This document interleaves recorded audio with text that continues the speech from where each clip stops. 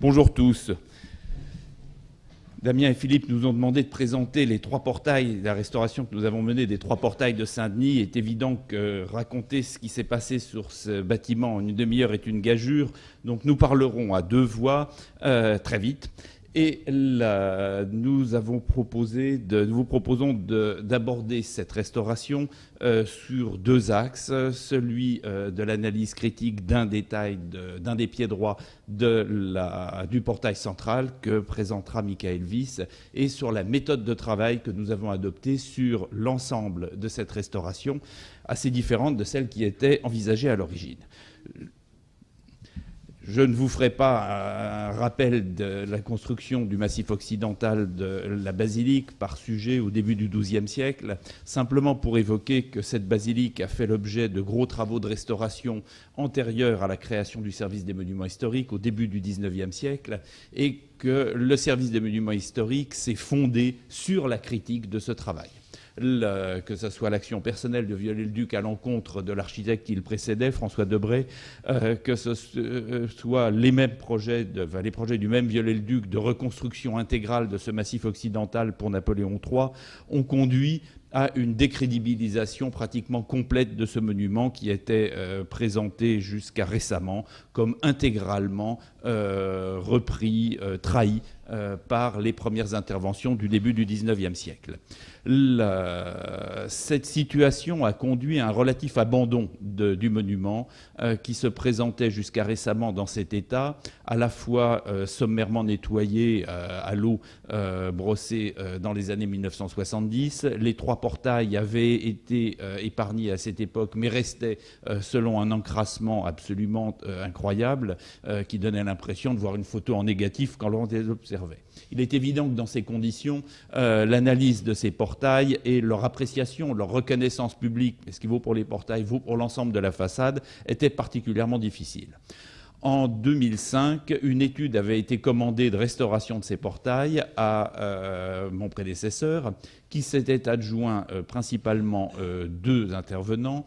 Olivier Roland, qui avait mené toute l'étude technique de restauration des portails, avec l'identification des pierres, des sondages de reconnaissance et tout un projet de restauration, et notamment un nettoyage au laser, et Michael Wyss, ici présent, qui avait mené parallèlement une étude historique très précise des interventions menées sur la façade occidentale et qui a mis au jour notamment les gros travaux qui ont été menés sur la basilique et sur la façade, non pas au XIXe siècle, mais surtout à la fin du XVIIIe siècle, en 1770, travaux qui étaient connus par la destruction des statues colonnes des trois portails, mais qui s'étaient accompagnés par une très grosse intervention sur l'ensemble de la façade, de ravalement, et un ravalement qui apparaissait, puisque subsistaient quelques témoins des pierres qui montraient la profondeur de la retaille des pierres, parfois allant jusqu'à 7 cm de profondeur.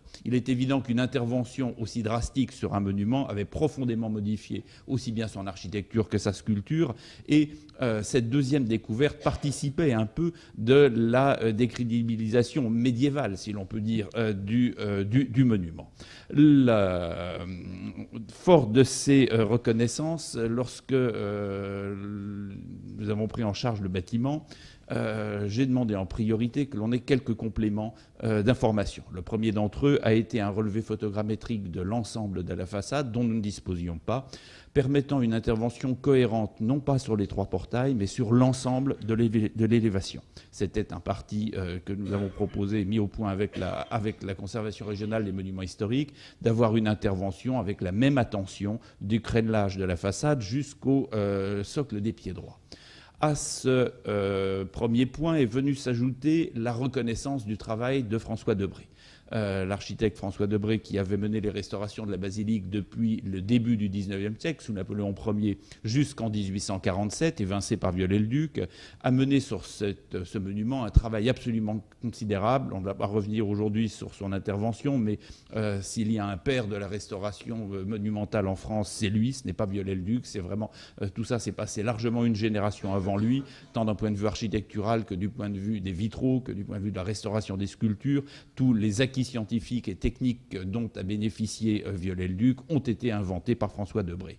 Cette reconnaissance m'avait amené à proposer d'emblée que la restauration que nous lancerions sur la façade serait en parfaite continuité et en parfaite reconnaissance du travail de François Debré, alors que tout ce qui avait été mené jusqu'à présent, notamment durant tout le XXe siècle, avait consisté à supprimer progressivement toutes les pierres sculptées qu'il avait lui-même sculptées dans les années 1830 pour les remplacer progressivement par des parpaings droits. Selon l'idée un peu naïve selon laquelle il aurait suffi d'enlever le décor de François Debré pour revenir au Moyen-Âge. C'était profondément inexact, puisque, comme l'avait montré Michael, au pire, en enlevant le décor de François Debré, on retrouvait l'état ravalé intégral de la façade des années 1770. Donc, cette espèce de mitage architectural avait conduit à la dévalorisation générale de l'Église, et nous avons proposé une intervention qui respectait et rétablissait même intégralement le travail de François Debré, tant dans la partie architecturale que dans les sculptures, et notamment sur les portails, mais également sur la polychromie de la façade et jusqu'à l'horloge. Ce parti a été adopté par la Conservation régionale des monuments historiques, après passage en commission nationale, et nous a permis de lancer un chantier. Ce chantier également a été modifié dans les attendus de l'étude initiale par la volonté de ne pas adopter un nettoyage des portails au laser.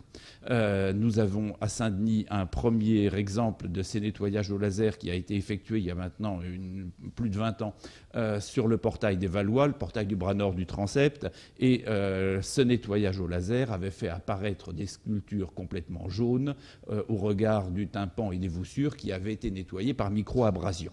Cet aspect de sculpture en chocolat s'est retrouvé poursuivi à Chartres sur les portails du bras nord du transept, où lorsque j'ai un travail que je n'ai pas mené, donc je vois simplement de l'extérieur, et lorsque j'ai découvert ce travail fini, j'ai cru que ce jaunissement était même un vestige de polychromie. Il n'en est rien, c'est simplement le résultat du travail au laser qui avait totalement cuit et jauni les pierres au point qu'on pouvait penser qu'il s'agissait de polychromie. Nous ne tenions pas que ce jaunissement affecte les portails et les sculptures de Saint-Denis. Et nous avons donc proposé que le travail de nettoyage soit fait par micro-abrasion. Ensuite, une volonté d'adopter la méthode de restauration qui permettait non seulement une mise au point progressive du projet, une adaptation de la main des restaurateurs en fonction de l'avancement du chantier, mais également un chantier qui aurait été intégralement ouvert à tous les spécialistes. Pour ça, nous avons proposé de scinder la façade en 3 tranches verticales, en commençant par la travée nord, dont on savait que le portail avait été le plus repris au XIXe siècle et où nous avions la possibilité de rôder le travail aussi bien sur les parties de sculptures refaites en haut au XIXe siècle par Brun que sur les portails dans leur partie ancienne et dans leur partie refaite. Chacun des échafaudages a été prévu avec un double escalier permettant le suivi régulier non seulement par les équipes de la maîtrise d'ouvrage et de la maîtrise d'œuvre, mais également par tous les spécialistes qui étaient intéressés et ont défilé sur ce portail grâce à une accessibilité facile, aussi bien les élèves de l'école des Chartes, les médiévistes qui s'intéressaient à ces travaux. On a fait un véritable chantier ouvert. Ce chantier a été accompagné non seulement bien sûr par les restaurateurs, maçons, restaurateurs spécialisés et usuels sur un travail de restauration, mais également par l'unité archéologique de Saint-Denis. Mission a été confiée à Michael Wyss de suivre en archéologue l'ensemble des travaux, et on a pu faire quelques déposes, quelques sondages et avoir l'opportunité de transformer une restauration en un examen rapproché, approfondi de la façade. Ce travail a été complété par celui de Jean-Pierre Gély sur une étude d'identification de toutes les pierres de la façade, sur toute l'élévation, permettant de reconnaître les provenances des pierres, les carrières, et une identification même de datation qui a été extraordinairement révélatrice des pierres de la façade, mais également un troisième intervenant un peu original, enfin aujourd'hui alors que son intervention était historique, celle d'un historiographe. Il est difficile de faire et de raconter ce que l'on fait. On a donc proposé à la DRAC que soit confiée à Christian Corvisier une mission de suivi, d'observation, de notation extérieure de ces travaux. Le Guilhermy de notre époque, ça n'a pas toujours apporté ce que nous souhaitions, mais nous souhaitions avoir en permanence, durant les 3 années du chantier, ce regard extérieur. Ce regard extérieur a permis de suivre les premiers travaux. Vous voyez là la méthode qui a été adoptée sur la travée nord des premiers repérages et des premiers nettoyages morceau par morceau sur chacune des parties anciennes ou non des tympans et voussures du portail nord. L'avancement, pardon, la photo est un peu à l'envers, mais vous aurez tout compris comment ce nettoyage progressif par micro-abrasion a été extrêmement prudent pour petit à petit retrouver une pierre propre sans altérer en moins le parement. Et ce travail progressif nous a permis de découvrir une authenticité de sculpture que personne ne soupçonnait, notamment un rang entier de voussures intactes sur le tympan, entourant le tympan du portail nord, non seulement intact dans les corps des personnages, mais jusque dans les têtes, qui étonnamment, pour une raison que nous ne comprenons pas, ont toutes été conservées sur ce portail. Ce travail s'est traduit portail par un bilan d'authenticité, permettant de distinguer non seulement les pierres intégralement refaites au XIXe siècle, comme ici, enfin les fragments intégralement refaits au XIXe siècle, comme ici le tympan et les 2 colonnettes remplaçant celles qui sont aujourd'hui au musée de Cluny, mais comment certaines pierres anciennes ont pu être retaillées, et en distinguant donc une pierre ancienne d'une sculpture qui aurait pu être plus moderne, jusqu'à d'autres qui paraissaient intégralement authentiques, qui sont intégralement authentiques, comme ce rang blanc de voussure du XIIe siècle.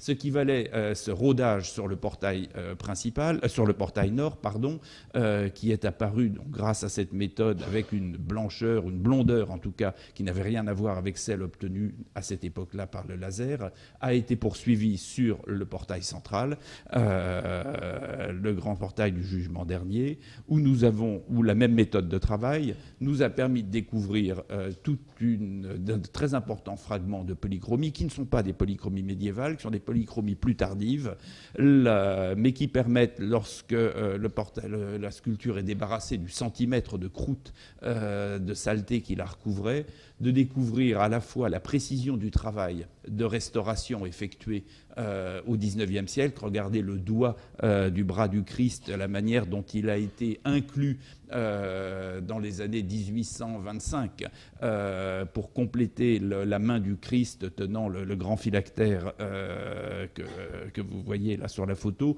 C'est un travail d'une précision, d'une délicatesse et surtout d'un soin de conservation absolument remarquable. Surtout, la couverture de polychromie qui subsistait, datant en l'occurrence le bleu vraisemblablement des XVI et XVIIe siècles, alors que le fond rouge de l'épigraphie est un fond de François Debré.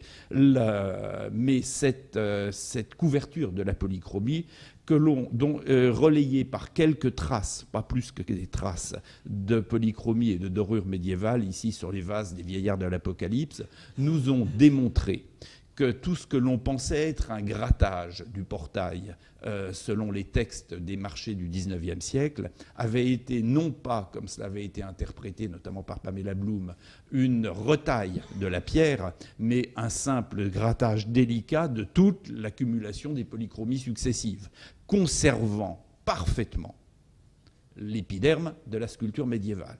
Ce portail, considéré comme intégralement retaillé au XIXe siècle, est donc apparu dans une fraîcheur et dans une authenticité médiévale absolument inédite. Ici, j'ai choisi la photo de ces 3 chapiteaux qui sont absolument intacts et parmi les plus beaux de la sculpture médiévale à Paris, dans l'Île-de-France, au début du XIIe siècle. Mais ce qui vaut sur ces portails vaut sur l'ensemble de la partie blanche, sur ces chapiteaux, pardon, vaut sur l'ensemble de la partie blanche. Nous nous avons finalement, sous la crasse, découvert un portail médiéval très majoritairement intact. La même démarche sur le portail sud, dont l'interprétation jusqu'alors consistait à dire que tout le tympan avait été retaillé sur plusieurs centimètres de profondeur, et donc totalement neuf, même si c'était vraisemblablement à partir d'une pierre ancienne. Toute cette retaille s'est avérée complètement fausse. Il s'agit là d'un tympan et d'une partie des voussures, ainsi bien évidemment que des pieds droits, complètement authentiques, dont les têtes ont été refaites, vous le voyez, les pointillés rouges foncés par Brun et Debray au début du XIXe siècle, mais majoritairement une sculpture ancienne. Pour faire vite, je terminerai simplement par deux sculptures découvertes sur la Rose, deux petits personnages, peut-être le maître d'œuvre ou le maître d'ouvrage de l'époque, qui vous salue comme je le fais avant de passer la parole à Michael Wyss.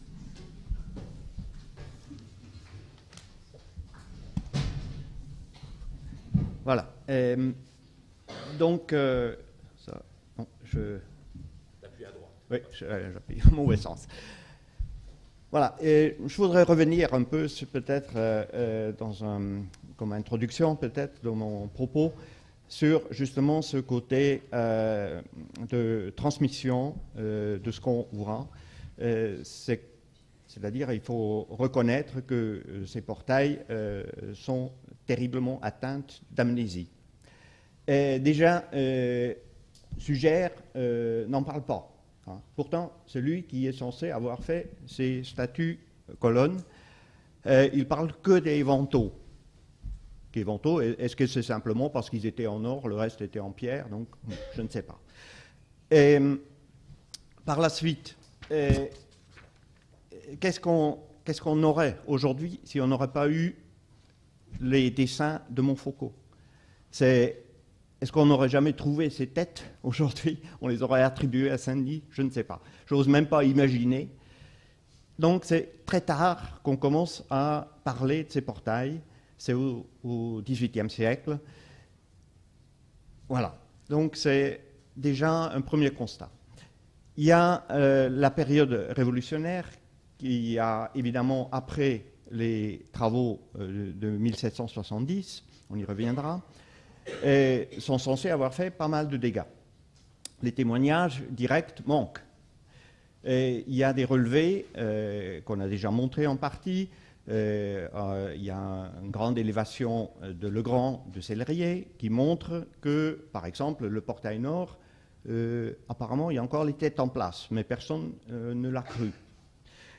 Et il y a aussi un dessin de Percier qui montre déjà un petit détail qui me paraît intéressant, c'est la base qui est visible, je crois, ici, voilà, excusez-moi, et qui sera important, on y reviendra.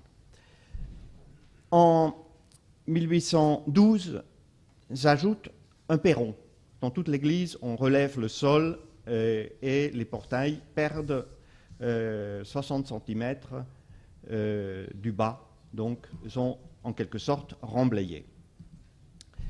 Il y a les travaux de Debray, on en a déjà parlé, ils sont remarquablement bien documentés, du moins graphiquement, peut-être un peu moins par les écrits, c'est difficile à lire.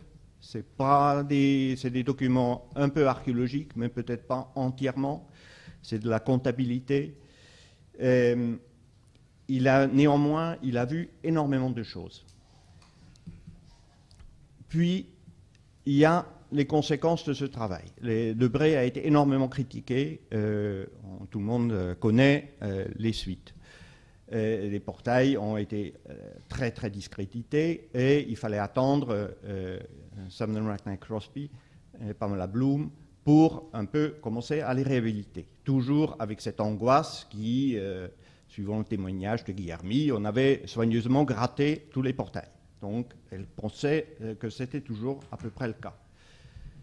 Olivier Roland, donc en 2005-2006, a eu la surprise de découvrir des minuscules fragments de polychromie et puis surtout des restes de badigeons qui visiblement montraient que c'était probablement pas si gratté que ça. Je montre juste le détail, c'est des photos d'Olivier qui montrent le Christ donc du portail nord, qui effectivement se révèle être, hormis le nez qui est collé, c'est authentique, c'est la sculpture d'origine. Personne ne l'a cru, moi compris. Voilà, donc le travail que nous avons mené dans le cadre des restaurations récentes, voilà, donc ça consistait à faire un pierre à pierre de toute la façade. Le principe de ce travail est le constat, évidemment, qu'au Moyen-Âge, on utilisait la pierre, Suger utilisait la pierre parisienne. Par la suite, ces carrières ont été abandonnées, on a renoncé, on s'est servi des pierres de l'Oise, et ça donne ces pierres plutôt de coloration rouge sur le relevé, n'est-ce pas? Et donc, il y a une sorte de chronologie qu'on aperçoit. On voit l'ampleur des travaux, éventuellement, qu'on peut mettre en relation, justement, avec des campagnes de restauration. Mais la chose est quand même beaucoup plus complexe dans la réalité. Je ne peux pas rentrer dans les détails parce que, évidemment, à toutes les périodes, on a pu réutiliser d'anciennes pierres, on les a simplement retournées, on les a remises en œuvre. Donc, ce n'est pas un critère absolu, la détermination géologique. Donc, il faut croiser tout ça avec la documentation écrite, les attachements, les observations archéologiques. Néanmoins, c'est ce travail d'identification des pierres qui nous a le plus aidé, en fait, d'avancer. Pour les portails, c'est encore un peu différent dans la mesure où ils sont évidemment taillés dans une pierre de meilleure qualité, c'est le liais parisien, et même les restaurations sont habituellement faites dans le même liais. Et néanmoins, donc, un simple coup d'œil déjà sur les greffes montre que habituellement les côtés nord les ébrassements gauches sont plus altérés. Évidemment, ça c'est lié aux agressions atmosphériques, la pluie qui balaye régulièrement ces portails dans le même sens. Donc, il y a déjà des nuances qu'on voit. Après, il y a les observations qu'on peut faire, notamment sur les socles. Je commence par le bas. Je veux simplement maintenant travailler un peu sur les ébrasements. Et on voit sur les socles le résultat de ces grattages, cette fois-ci. C'est-à-dire, avec ces grattages des pierres, les joints sont passés dans les parements, c'est-à-dire les pierres ont été rabotées, et les jointages qui étaient à l'origine, donc qui se faisaient dans les angles, se sont trouvés décalés. Voilà, c'est des indices, donc, évidemment, de l'épaisseur du grattage. On a pu observer très vite que ce grattage était antérieur à la pose du perron de 1812. Donc, chronologiquement, c'est un travail plus ancien déjà, on ne peut pas accuser Debré de l'avoir fait. Donc, à l'époque de Debré, c'était déjà fait. Et, par contre, évidemment, pour les bases qui sont au-dessus, on peut craindre le pire, parce que si c'est gratté comme ça, alors comment faire pour les bases? Alors, ils ont dû être entièrement retaillés. On s'est beaucoup posé la question.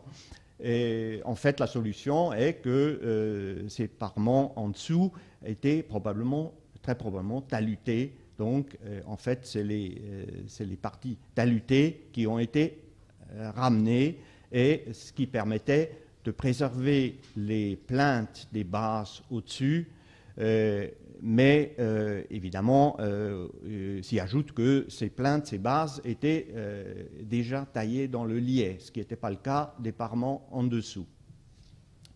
Il y a ensuite les bases. On voit très bien, évidemment, les bases majeures ont été retaillées. Vous voyez sur les côtés, sur les bases mineures, qui subsistent encore des moulurations d'origine, qui sont beaucoup plus détaillées, qui sont beaucoup plus sophistiquées que ces bases attiques qui ont visiblement été remodelées, qui ont été retaillées.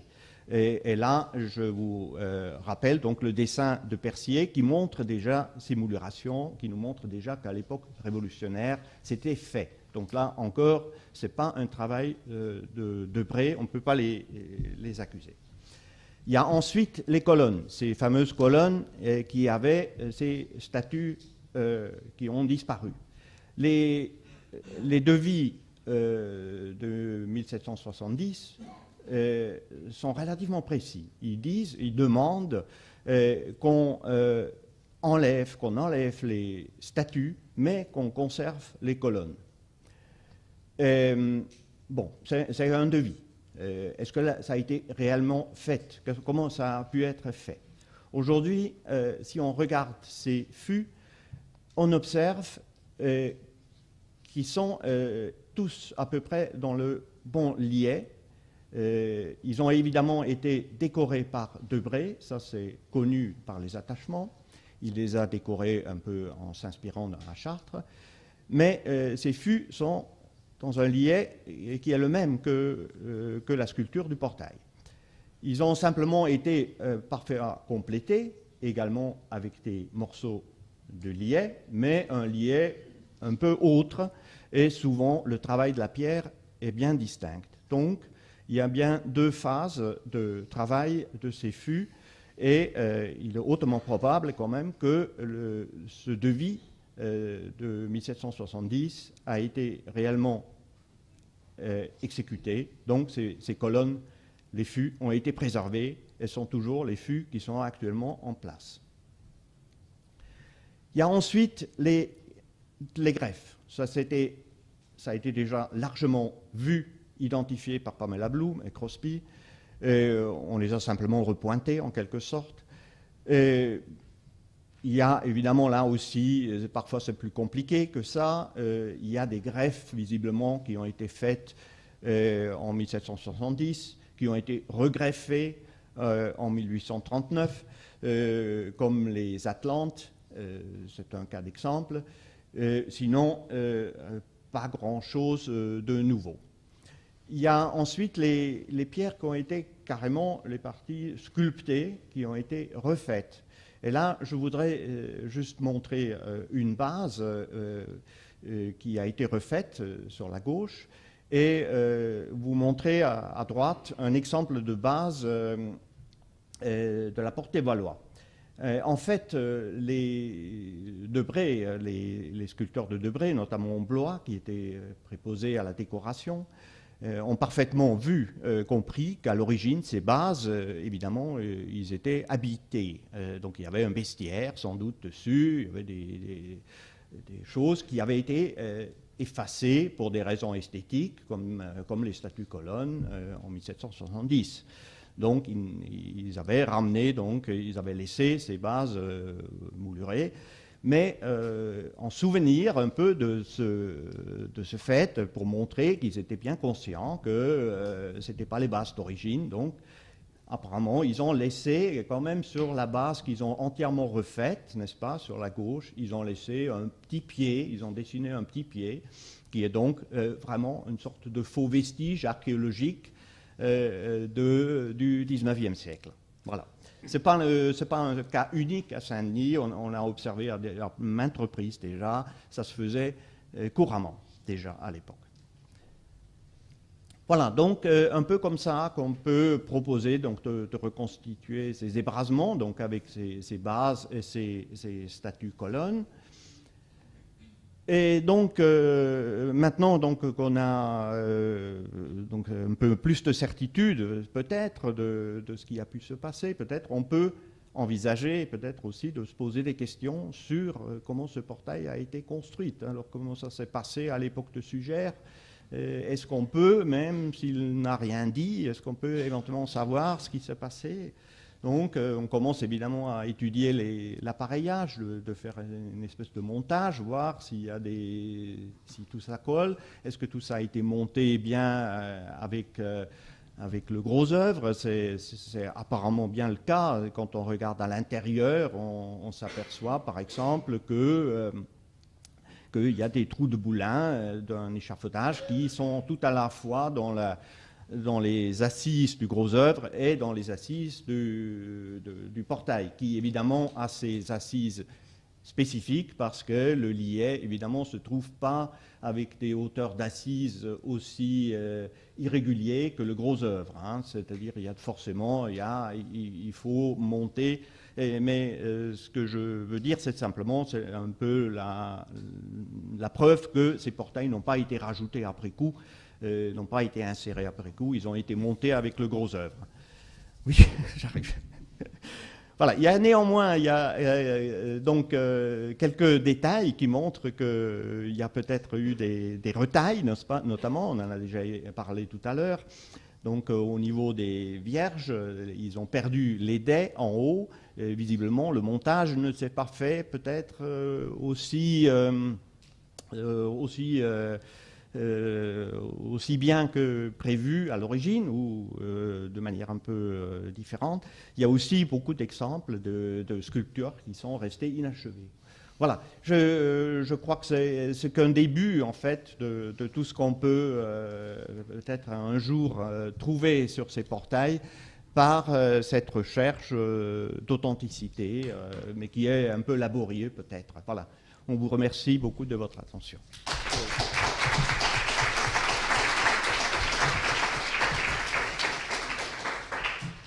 Bien, avant que de lancer la discussion, je vais demander à Clément de nous rejoindre.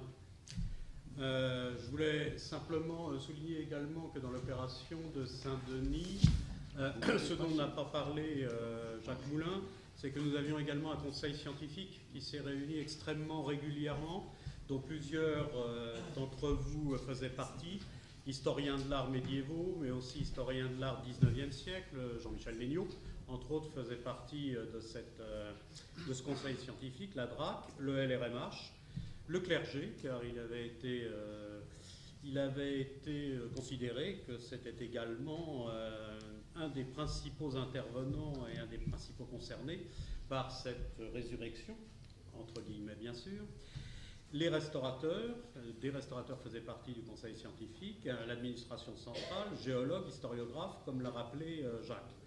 Et parallèlement, Véronique Vergès-Belma vous en parlera cet après-midi, il y a eu des travaux sur le portail des Valois qui étaient dissociés de la façade, mais qui ont, eux, apporté de nouveaux éléments également, par rapport aussi à une thèse de Marie Godet sur le laser et les jaunissements, qui, si nous avions eu peut-être tous ces éléments avant, aurait orienté peut-être différemment certaines de nos interventions sur la façade. Mais c'est une opération qui a été quand même extrêmement, je dirais, suivie par tous, pour l'instant médiatisée par la publication d'un volume de Beaux-Arts Magazine que certains d'entre vous connaissent peut-être, et qui va avoir des continuations en publication, qu'il s'agisse de Michael, qu'il s'agisse de Jacques et de son équipe, que nous allons attendre avec impatience, car je pense qu'elles vont faire énormément avancer les travaux, y compris d'ailleurs sur la polychromie, puisque, comme l'a un peu effleuré Jacques, sur tout le pourtour de l'horloge actuelle, nous avons aussi des traces de polychromie qui avaient été repérées. Voilà tout simplement une petite précision sur cet ensemble. Donc nous avons un petit quart d'heure de discussion et de questions à poser à nos intervenants. Donc je vous propose de vous lancer, pour ceux qui le souhaitent. Vitol.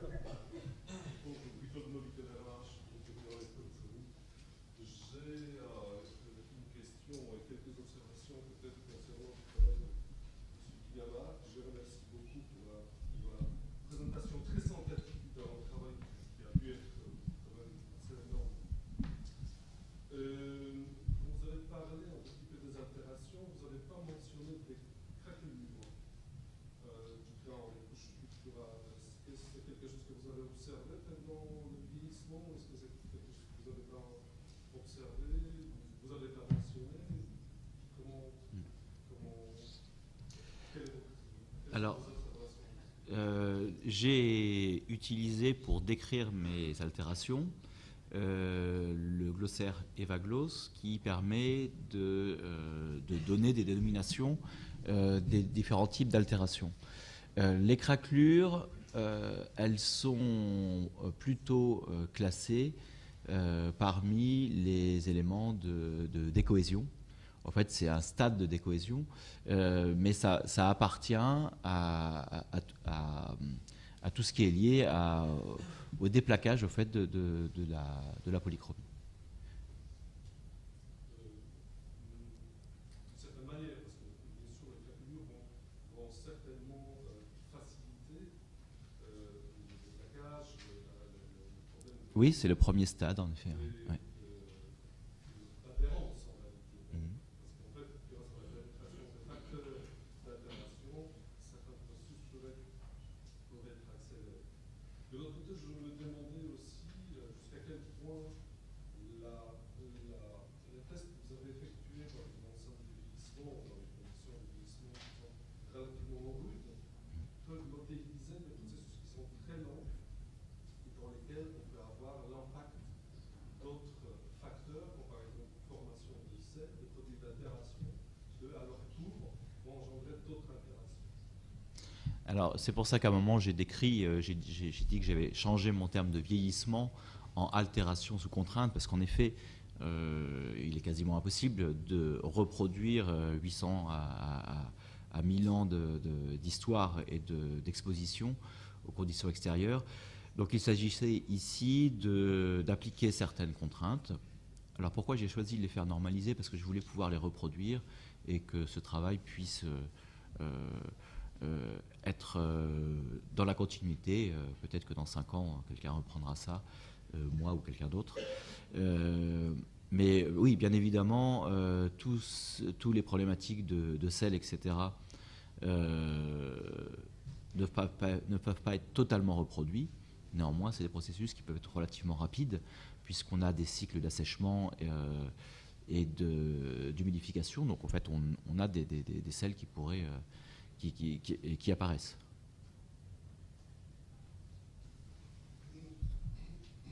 Oui. J'ai également une question pour monsieur Guinara, excusez-moi, je suis un peu enroué. On a parlé de Sandis tout à l'heure, il va y avoir assez prochainement la mise en place d'une protection d'ici environ 2 ans sur le portail. Ça fait longtemps qu'elle attend et se pose notamment la question là-bas du mode de cette protection d'existence antérieure d'un avant planche ou d'une quelconque structure. Et plus largement, si on prend un petit peu le contre-pied, comment éventuellement vous expliqueriez cette bonne tenue des polychromies, des facteurs qui ont pu contribuer à leur bonne conservation au-delà de leur vieillissement? C'est une question ouverte. Alors, on a parlé tout à l'heure d'un oubli relatif, on va dire, à Saint-Denis. Moi, j'ai observé la même chose sur le portail nord de Bourges. À Bourges, le portail Superstar, c'est la façade occidentale. Le portail nord, c'est un portail qui est protégé par un porche, finalement, qu'on a peu restauré. Et il est possible que ce soit un des facteurs qui ait contribué à sa préservation, c'est l'oubli relatif pendant tout le temps. Un premier facteur, bien sûr. Le deuxième, c'est l'existence d'un porche. C'est le cas au portail nord de Bourges, un porche très profond. C'est quand même le secret. Autre secret, c'est d'être au nord, c'est-à-dire d'avoir finalement des phases d'assèchement et d'insolation beaucoup moins répétées que les façades occidentales notamment. Oui, je pense qu'une protection à un auvent participerait à la conservation, c'est certain. Une simple petite incise, mais les observations que nous avons pu faire aussi bien sur les 3 portails de Saint-Denis que conjointement sur celui de Saint-Loup-de-Nau nous ont démontré que l'essentiel de la polychromie médiévale avait été volontairement gratté dès la fin du Moyen-Âge. Donc il ne faut pas prendre les polychromies médiévales que l'on observe aujourd'hui comme les vestiges altérées naturellement de peintures anciennes, ce sont des peintures anciennes qui ont été volontairement grattées et effacées depuis le XVe siècle jusqu'au XIXe siècle. Donc il faut vraiment surajouter à la dégradation naturelle une volonté d'effacement. Et c'est ça l'essentiel de leur disparition, à mon sens. Une question ?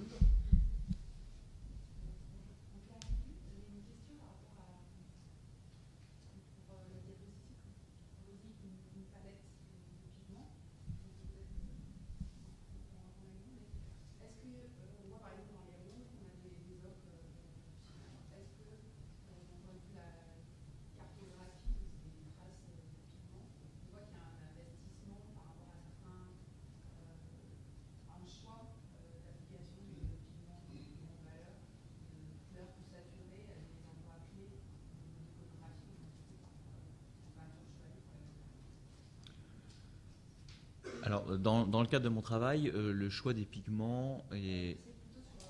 Ouais. D'accord, c'est une répartition. Ouais. Ouais. Alors, je ne parlerai pas ici du portail de Bourges, mais du tombeau de Dagobert à Saint-Denis, qui comporte des polychromies extrêmement riches. Et là, on n'est plus du tout dans les terres, dans les ocres, etc. Mais on a effectivement ces pigments, ces façons de faire. On a des lacs, des choses qu'on retrouve finalement très peu en extérieur. On retrouve une hiérarchisation dans les bleus, notamment beaucoup. Lapis-lazuli pour les éléments très importants. Et puis des lazurites pour les éléments un peu moins importants. Je pense que d'autres restaurateurs peuvent dire la même chose, ils ont pu l'observer aussi. On sait par ailleurs que le tombeau de Dagobert s'est baladé dehors énormément, qu'il a été un peu partout, et que finalement il reste sous la polychromie qui est sans doute 15e, 16e, début 16e. À l'heure actuelle, le gris, il reste effectivement de la peinture médiévale intacte. Qui est très bien là où elle est, dessous. Y a-t-il d'autres questions ? Oui ?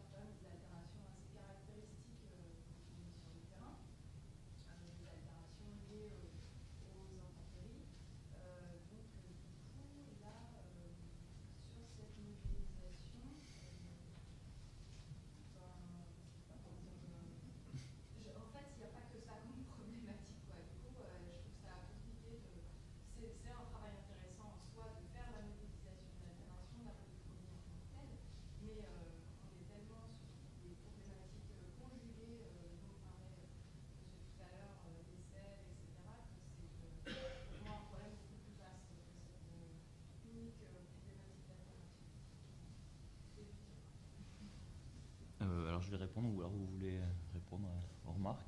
C'est-à-dire sur la couleur, quand même, parce que il y a la couleur à Saint-Denis dans la pierre, c'est une vraie révélation déjà.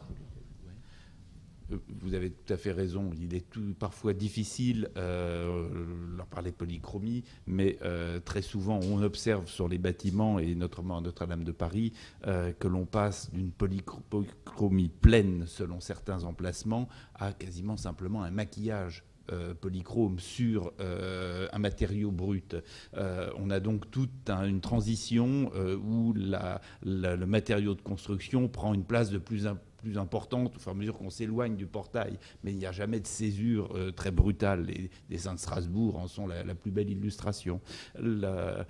En revanche, l'apport des observations qui ont été faites par vous sur le tombeau de Dagobert est extraordinairement significatif.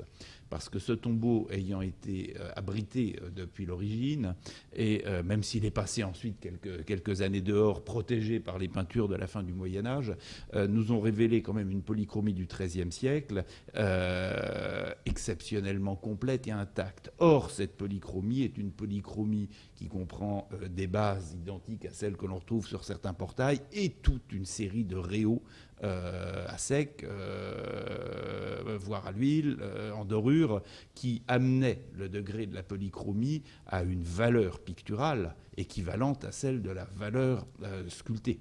On a un véritable tableau. Or, ces couches fragiles à l'extérieur ont systématiquement disparu. Ce que l'on connaît de la polychromie médiévale des portails aujourd'hui, c'est presque de la sous-couche. D'où parfois la vacuité de certaines tentatives de restitution qui donnent des aplats colorés qui n'ont rien à voir avec la valeur de l'œuvre. Une toute dernière question éventuellement avant que nous ne fassions une pause. Oui. Oui. Allez. Hubert Boursier. Donc moi j'ai travaillé sur les colonnes qui ornent juste les jambages du portail de Saint-Denis. On a, en travaillant sur ces colonnes, on n'a pas retrouvé de polychromie, on va dire originale, sur ces colonnes-là. Et quand on voit le travail de taille décorative sur les surfaces, on peut quand même se poser la question de savoir s'il y avait polychromie ou pas.